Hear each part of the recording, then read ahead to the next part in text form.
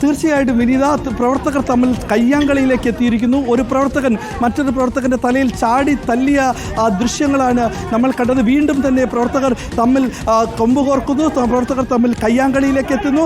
ഈ യോഗം നടന്ന് ഏകദേശം 250 മീറ്റർ അകലെ ജംഗ്ഷനിൽ എത്തിയപ്പോഴാണ് പ്രവർത്തകർ തമ്മിൽ വീണ്ടും സംഘർഷത്തിലേക്ക് കാര്യങ്ങൾ എത്തുന്നത്. നേരത്തെ തന്നെ പ്രവർത്തകർ ഈ കാര്യം പറഞ്ഞുകൊണ്ട് അവരുടെ ആവശ്യങ്ങൾ ഉന്നയിച്ചുകൊണ്ട് സ്ത്രീകളടക്കമുള്ള പ്രവർത്തകർ മുന്നോട്ടെത്തിയിരുന്നു. അവരുടെ ഏക ആവശ്യം എന്ന് പറഞ്ഞത് ഈ സെക്രട്ടറി സ്ഥാനത്തേക്ക് എത്തിയ ലോക്കൽ സെക്രട്ടറി ആക്കിയ ആളെ ആ സ്ഥാനത്തിരുത്തരുതെന്നുള്ള ഒരേ ഒരു ആവശ്യമാണ് CPM-ലേക്ക് ഇവർ ഉന്നയിച്ചത്. അത് പാർട്ടിക്ക് ദോഷമാണ്, പാർട്ടിയുടെ ചട്ടങ്ങൾക്ക് വിരുദ്ധമാണ് എന്നുള്ള കാര്യങ്ങൾ അടക്കം പറഞ്ഞുകൊണ്ട്, പക്ഷേ അതിനെതിരെ നിന്നുകൊണ്ട്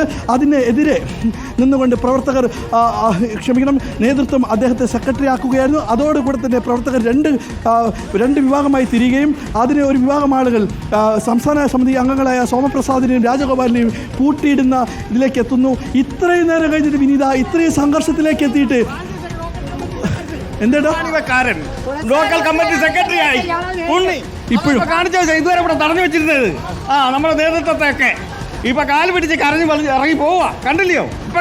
അദ്ദേഹം ലോക്കൽ കമ്മിറ്റി സെക്രട്ടറിയായി തുടരുകയാണെങ്കിൽ എന്തായിരിക്കും നടപടി? ഇവിടെ നല്ല ഗംഭീര രീതിയിൽ ഇവിടെ BJPയും കോൺഗ്രസും വളർന്നു വരും. 100%. വിഷമമുണ്ടോ പാർട്ടിയിൽ? ഇങ്ങനെ ഉണ്ട്. അതല്ലേ ഇപ്പോഴും ഇവിടെ നിന്ന്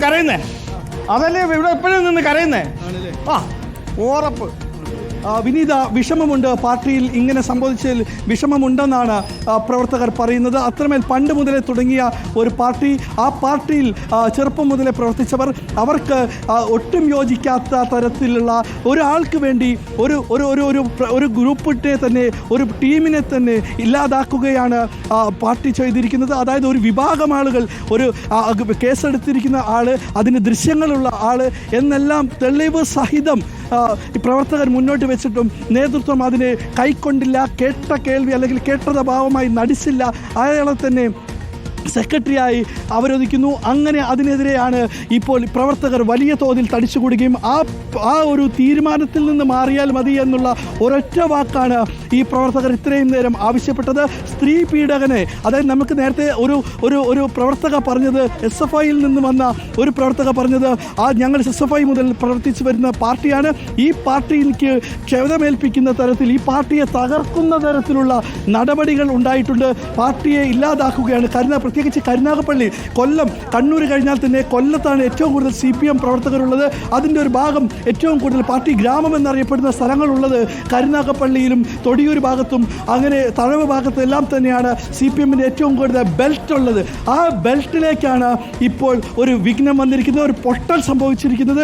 അത്രമേൽ പ്രവർത്തകർ ഉള്ള CPM-ൻ്റെ ഒരു കേഡറ്റ് പാർട്ടിക്ക് സംഭവിച്ച ഒരു എന്താ പറയുക, ഒരു ക്ഷതമേറ്റ്, അതൊരു മുറിവാണ് അവർ കാണിച്ചിരിക്കുന്നത്. അത് നേതൃത്വം വരുത്തി വെച്ചത് ഇപ്പോൾ CPM-ൻ്റെ സംസ്ഥാന സെക്രട്ടേറിയറ്റ് തിരുവനന്തപുരത്ത് അടിയന്തരമായി കൂടുകയാണ്. കരുനാഗപ്പള്ളിയിൽ നടക്കുന്ന ഈ സംഭവത്തെ ചൊല്ലിക്കൊണ്ട് തന്നെയാണ് ഈ പ്രവർത്തകർ ചൊല്ലിക്കൊണ്ടാണ് സംസ്ഥാന സമിതി യോഗം ചേരുന്നത്. എന്തായാലും ഇനിയും ഈ പ്രവർത്തകരെ അല്ലെങ്കിൽ ഇനിയും ഈ സെക്രട്ടറിയെ തന്നെ, ലോക്കൽ കമ്മിറ്റി സെക്രട്ടറിയെ തന്നെ ഇവിടെ നിലകൊള്ളുകയാണെങ്കിൽ വീണ്ടും ഇവിടെ മറ്റു പാർട്ടികൾക്ക് വളർച്ചയുണ്ടാകും. അത് നമ്മുടെ പ്രസ്ഥാനത്തിന് തകർച്ചയാണ്, മാനസികമായ വിഷമമാണ് എന്നുള്ളതെല്ലാം പറഞ്ഞുകൊണ്ട് തന്നെ ഓരോ പ്രവർത്തകരും കണ്ണീര് തൂക്കിക്കൊണ്ടാണ് ഓരോ പ്രവർത്തകൻ പോയി അത്രമേൽ ഒപ്പം നിന്ന് പ്രവർത്തിക്കുന്നവരാണ് ഈ പ്രവർത്തകരെല്ലാം തന്നെ കൊടി പിടിച്ചുകൊണ്ട് പ്രസ്ഥാനത്തിന് വേണ്ടി മുന്നിട്ടിറങ്ങിയ ഓരോ പ്രവർത്തകർക്കും. ചേട്ടാ, വിഷമമുണ്ട്. കഴിഞ്ഞ 9 വർഷക്കാലമായിട്ട് കുറിച്ചെടുത്ത പാർട്ടിയെ ഈ പരുവത്തിലേക്ക് കൊണ്ടെത്തിച്ചത് P. ഉണ്ണി എന്ന് പറയുന്ന ലോക്കൽ കമ്മിറ്റി സെക്രട്ടറി നിരവധി പെണ്ണുകേസിലൊക്കെ പ്രതിയാണ്. മക്കൾക്ക് 2 പേർക്ക് ജോലി ഒപ്പിച്ചു. ഒരാൾക്ക് Q218 സൊസൈറ്റിയിൽ മോക്ക് ജോലി ഒപ്പിച്ചു. മോന് കരുനാഗപ്പള്ളി പാർട്ടി നിയന്ത്രിക്കുന്ന സ്കൂളിൽ ജോലി ഒപ്പിച്ചു. ഭാര്യയ്ക്ക് അതിന് മുമ്പേ സ്കൂളിൽ ജോലി ഒപ്പിച്ച ആളാണ്. ഇപ്പോൾ H. സലാം എന്ന് പറയുന്ന ആൾ നിരവധി പെണ്ണുകേസിലെ പ്രതികളാണ്. അതിന്റെ വീഡിയോ ഉൾപ്പെടെ ഇവിടെ പ്രചരിപ്പിക്കുന്നതായിട്ട് പോലീസിൽ പരാതിയുണ്ടോ? പോലീസിലൊക്കെ പരാതി ഉണ്ടെന്നുള്ളതാണ്. നമുക്കതിനെപ്പറ്റി പാർട്ടി കമ്മിറ്റി നമുക്കതിനെ വ്യക്തമായി അറിയില്ല. പക്ഷേ എങ്കിൽ തന്നെ ഇപ്പോൾ കടന്നുകൂടി പാർട്ടിയിലൊക്കെ പരാതി കൊടുത്തിട്ടുണ്ട്. പക്ഷേ ഈ പറയുന്ന നേതാക്കന്മാർ അവർക്ക് ഒത്താശ നൽകുന്നതിൻ്റെ ഉത്തമ ഉദാഹരണമാണ് നമ്മളിപ്പോൾ ഇവിടെ കണ്ടത്. ഞാനും DYFIയുടെ ഒക്കെ നേതാവായിട്ട് CI2-ലൊക്കെ പ്രവർത്തിച്ചുകൊണ്ടിരിക്കുന്ന ആളാണ്.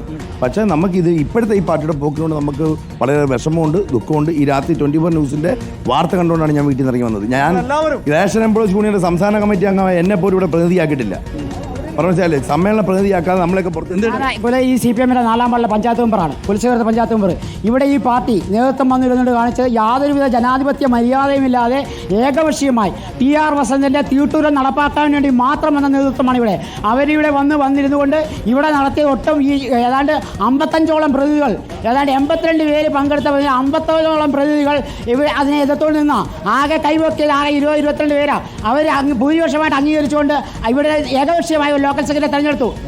കാര്യം ചോദിച്ചോട്ടെ, ഇദ്ദേഹത്തെ തന്നെ സെക്രട്ടറി ആയിട്ട് തുടരുകയാണെങ്കിൽ എന്തായിരിക്കും നിങ്ങളുടെ? യാതൊരു കാരണവശാലും അനുവദിക്കത്തില്ല, യാതൊരു കാരണവശാലും അനുവദിക്കത്തില്ല. 12 മണി കഴിഞ്ഞാൽ പിന്നെ ഇദ്ദേഹം ഫോൺ എടുക്കത്തില്ല, പിന്നെ 4 മണി കഴിഞ്ഞാൽ ഫോൺ എടുക്കത്തുള്ളൂ. മദ്യത്തിന് അടിമയായി ഇതാണ് ഇത്രയും കാലം ഈ ലോക്കാൻ വേണ്ടത്. ഇദ്ദേഹത്തെയാണ് ഇദ്ദേഹം ഇവിടെ വെച്ച് ഉറപ്പിച്ചുകൊണ്ടിരുന്നത്. ഇത് പിന്തുടർച്ചക്കാരനായി കൊണ്ടുവന്ന ഒരു പെണ്ണുപിടിനെയാണ് പിന്തുടർച്ചക്കാരനായി കൊണ്ടുവന്നിരിക്കുന്നത്. ഒരു പെണ്ണ് നല്ല രീതിയിൽ പാർട്ടി മുന്നോട്ട് പോകുന്ന ഒരു സ്ഥലമല്ലേ കുലശേഖരത്തെ സംബന്ധിച്ചിടത്തോളം? ഇത് കുലശേഖരത്തെ സംബന്ധിച്ചിടത്തോളം എക്കാലത്തോളം ഈ പിന്നെ രാജീവ് ഗാന്ധിയുടെ മരണ സമയത്ത് പോലും 15,000 വോട്ടിലെ ഭൂരിപക്ഷം നേടിയ സ്ഥലമാണ് ആ ഒരു സഹതാപനോടാണ് കുലശേഖരപുരം. ആ കുലശേഖരത്തിൽ നിന്ന് പാർട്ടി പിന്നോട്ട് പോയിരിക്കുകയാണ്. 18 ബ്രാഞ്ച് കമ്മിറ്റികൾ, 18 ബൂത്തുകളിൽ 6 മാത്രമാണ് പാർട്ടിക്ക് ലീഡുള്ളത്. ഈ ലോക്കൽ സെക്രട്ടറി ഉൾപ്പെടെ ഉള്ള BJP ആണ് ഒന്നാമത് വന്നത്. ഇവിടെ പാർട്ടിക്ക് ഏറ്റവും കൂടുതൽ വേറോട്ടുള്ള സ്ഥലമാണ് NSന്റെ നാട്ടിൽ NSന്റെ വീട് നിൽക്കുന്നിടത്ത് ഈ പാർട്ടി 3-ാം സ്ഥാനത്തേക്ക് പോയി.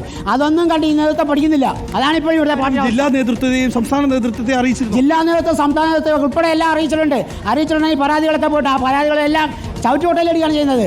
ഇവിടെ കഴിഞ്ഞ ലോക്കൽ സെക്രട്ടറിയായ CP ഉണ്ണി, ആ CP ഉണ്ണിയുടെ മരണമായിട്ട് ബന്ധപ്പെട്ട് ഇവിടെ ഒരു ലോക്കൽ കമ്മിറ്റി മെമ്പർ മൊഴി മാറ്റി കൊടുത്തു.